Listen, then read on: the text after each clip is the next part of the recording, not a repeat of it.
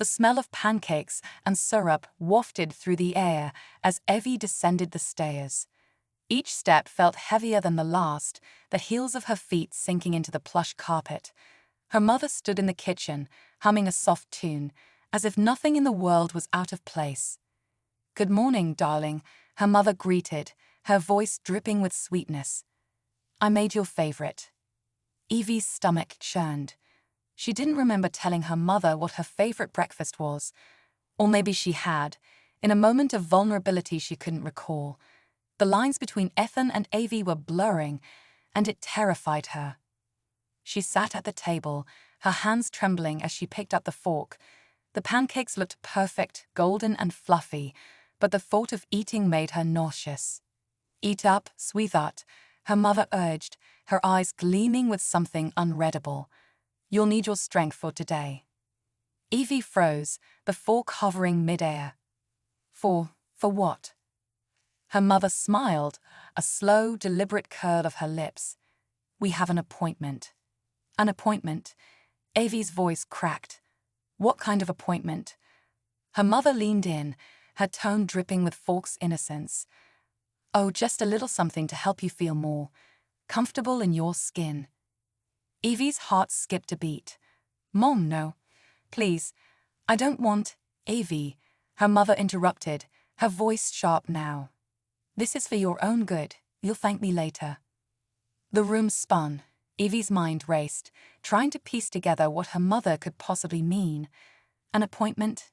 To feel more comfortable? The possibilities were endless, and none of them were good.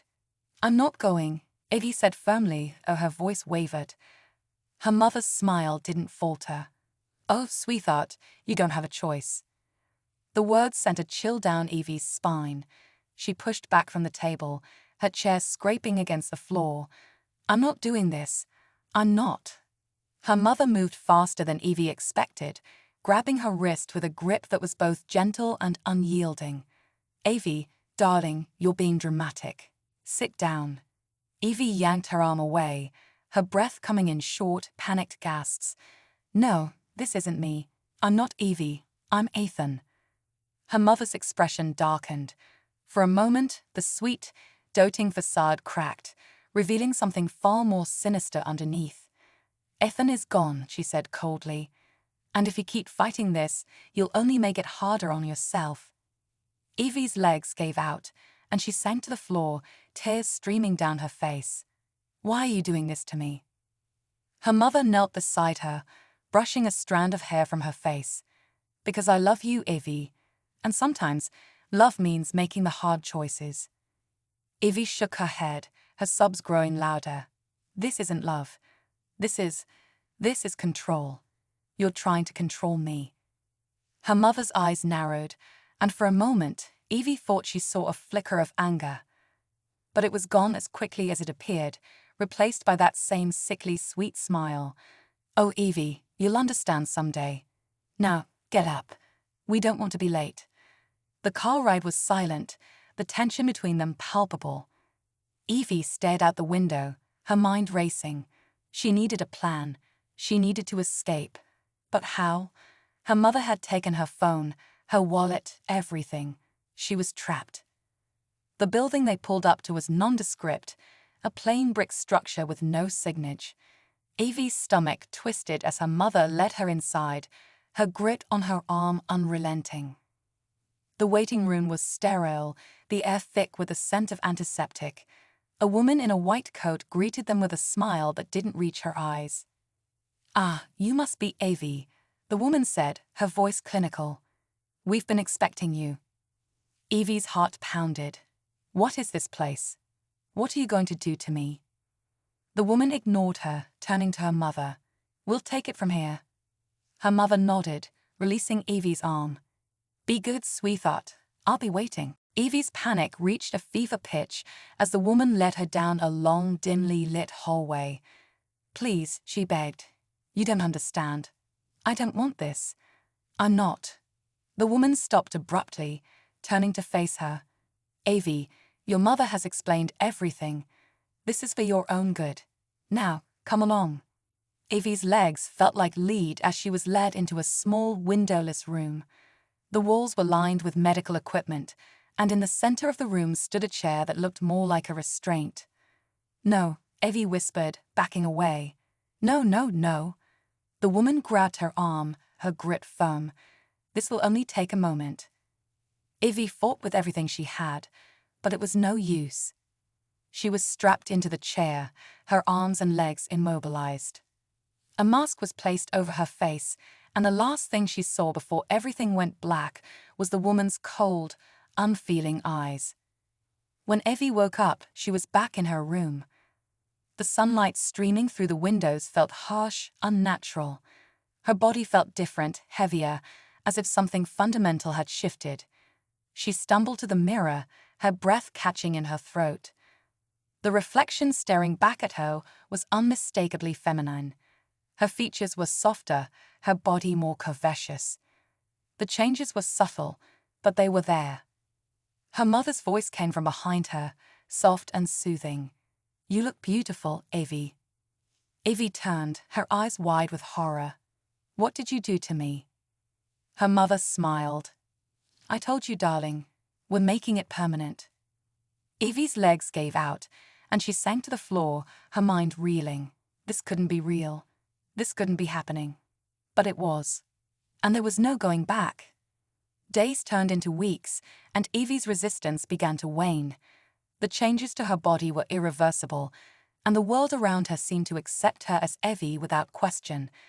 Her mother's control was absolute, and any attempt to fight back was met with cold, calculated manipulation. But deep down, a spark of Ethan remained, a part of him that refused to be erased. One night, as she lay in bed, staring at the ceiling, a plan began to form. It was risky, dangerous even, but it was her only chance. She waited until the house was silent, until she was sure her mother was asleep. Then, with trembling hands, she packed a small bag with the few belongings she could call her own. She crept down the stairs, her heart pounding in her chest. The front door loomed before her, a symbol of freedom. But as she reached for the handle, a voice stopped her in her tracks. "Going somewhere, Evie?" Her mother stood at the top of the stairs, her expression unreadable. Evie's breath caught. I can't do this anymore." Her mother descended the stairs, her movements slow and deliberate. "Oh, sweetheart, you don't mean that." Evie backed away, her hand gripping the door handle. "Yes, I do. This isn't me. I'm not Evie. I'm Ethan." Her mother's smile was sad, almost pitying. "Ethan is gone, darling. And if you leave, you'll have nothing. No one." Evie's resolve wavered. Her mother was right. She had no money, no friends, no place to go. But staying meant losing herself completely. With a deep breath, she turned the handle and stepped into the night. The cool air hit her face, and for the first time in weeks, she felt a glimmer of hope. She didn't know where she was going, or what she would do, but she knew one thing for certain. She was Ethan. And she would fight to reclaim herself, no matter the cost. The streets were eerily quiet as Ethan stumbled through the darkness, his breath visible in the cold night air. He had no plan, no destination, just the desperate need to get as far away from his mother as possible. The weight of the bag on his shoulder felt like a cruel reminder of how little he had left. He walked for hours, his feet aching in the heels he hadn't had the chance to change out of. Eventually, he found himself in a part of town he didn't recognize. The buildings were run down, the streetlights flickering ominously. He needed shelter, but he had no money, no phone, and no one to turn to. As he passed an alleyway, a voice called out to him, "Hey, you okay?" Ethan froze, his heart racing. He turned to see a young woman leaning against the wall, her arms crossed. She looked to be in her early 20s, with short, dyed hair and a leather jacket that seemed too big for her frame. I'm fine," Ethan stammered, taking a step back. The woman raised an eyebrow. "You don't look fine. You look like you're about to pass out." Ethan hesitated. He didn't trust her, but he was too exhausted to keep going. I need a place to stay, just for the night." The woman studied him for a moment, then nodded. "Come on, I've got a couch you can crash on." Ethan's relief was short-lived. He didn't know this woman, and he had no reason to trust her. But what choice did he have? The woman's name was Sam. She lived in a small, cluttered apartment above a laundromat. The place was a mess, but it was warm, and for the first time in weeks, Ethan felt a semblance of safety. Sam handed him a blanket and a cup of tea. "So, what's your story? You running from something?" Ethan stared into the steaming cup, his hands trembling. "It's complicated." Sam sat down across from him, her expression softening. "Look, I'm not gonna judge. But if you're in trouble, maybe I can help." Ethan hesitated. He wanted to tell her everything, but the words stuck in his throat. How could he explain what had happened? How could he make her understand? My mom," he began, his voice barely above a whisper. She's not who I thought she was." Sam leaned forward, her eyes narrowing. "What do you mean?" Ethan took a deep breath. She's been trying to change me, to make me into someone I'm not." Sam's expression darkened. "Sounds like some messed up stuff. You need to get out of there." "I did," Ethan said, his voice breaking. "But I don't know what to do now. I don't have anywhere to go." Sam was silent for a moment, then nodded. "You can stay here for a bit, but we need to figure out a plan. You can't just hide forever." Ethan nodded, tears welling up in his eyes. "Thank you." Over the next few days, Sam helped Ethan settle in. She gave him clothes that fit, helped him remove the makeup, and even cut his hair to make him look more like himself. But the changes to his body were harder to undo. Every time he looked in the mirror, he was reminded of what his mother had done. One evening, as they sat on the couch eating takeout, Sam brought up the topic Ethan had been avoiding. "So, what's the deal with your mom? Why is she so obsessed with turning you into, well, you know?" Ethan sighed, pushing his food around on the plate. "I don't know. She's always been controlling, but this is different. It's like she's trying to erase me." Sam frowned. "You think she's got some kind of agenda? Like, is she part of some weird cult or something?" Ethan shook his head. "I don't think so. It's more personal than that. It's like she's trying to live through me or something." Sam's eyes widened. "Wait, you think she's trying to turn you into her?" Ethan froze. The idea had never occurred to him, but now that Sam said it, it made a terrifying kind of sense. His mother's obsession with perfection, her need to control every aspect of his life. Was it possible she was trying to mold him into a version of herself? I don't know," Ethan whispered. "But if that's true, then I'm in even more danger than I thought." Sam leaned back, her expression grim. "We need to figure out what she's up to, and fast."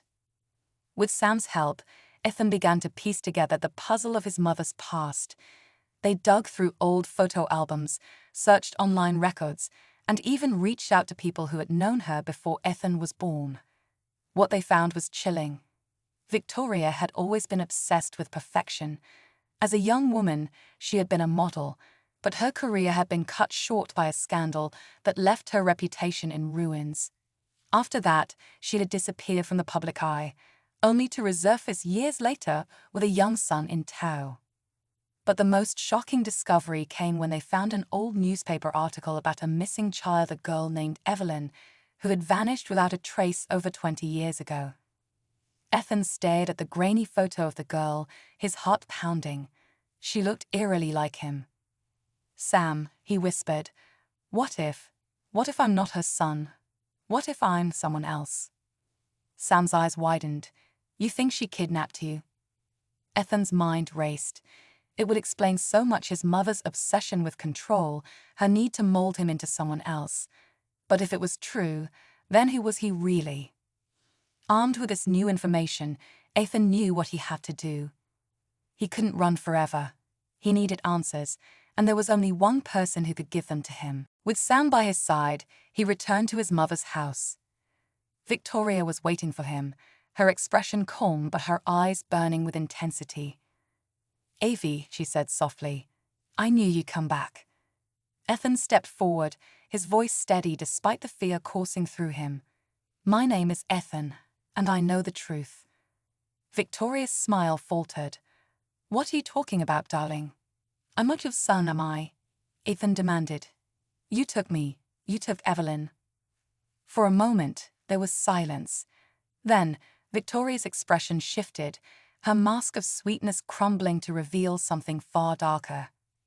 "You always were too clever for your own good," she said, her voice cold. "But it doesn't matter. You're mine now. And you always will be." Ethan's heart sank. "Why? Why did you do this?" Victoria's eyes gleamed with a twisted kind of pride. "Because I needed someone perfect. Someone I could shape into everything I never was. And you, my dear, are my masterpiece." Ethan shook his head, tears streaming down his face. "I'm not your masterpiece. I'm not Evie. I'm Ethan." Victoria's smile returned, but it was hollow, devoid of warmth. "Oh, sweetheart, you'll learn to love yourself as Evie. Just give it time." Ethan took a step back, his resolve hardening. "No, I'm done playing your games. I'm leaving, and I'm never coming back." Victoria's expression darkened. "You can't leave me. I won't let you." Before Ethan could react, she lunged at him, her nails clawing at his arms. Sam stepped in, pulling her away and shoving her to the ground. "Stay down, lady," Sam growled. Victoria glared up at them, her eyes filled with rage. "You'll regret this, both of you." Ethan didn't wait to hear more. He grabbed Sam's hand, and together they ran. As they drove away from the house, Ethan felt a strange mix of emotions: relief, fear, and a lingering sense of loss. He had escaped his mother's control, but the scars she had left behind would take time to heal. Sam glanced at him. "You okay?" Ethan nodded, though his hands were still shaking. "I will be, thanks to you." Sam smiled. "Hey, that's what friends are for." Ethan managed a small smile in return. For the first time in a long time, he felt a glimmer of hope. He didn't know what the future held, but he knew one thing for certain. He was Ethan, and no one could take that away from him. To be continued. Will Ethan be able to fully reclaim his identity and heal from the trauma? What will become of Victoria, and will she try to reclaim her masterpiece? And what secrets still lie buried in Ethan's past?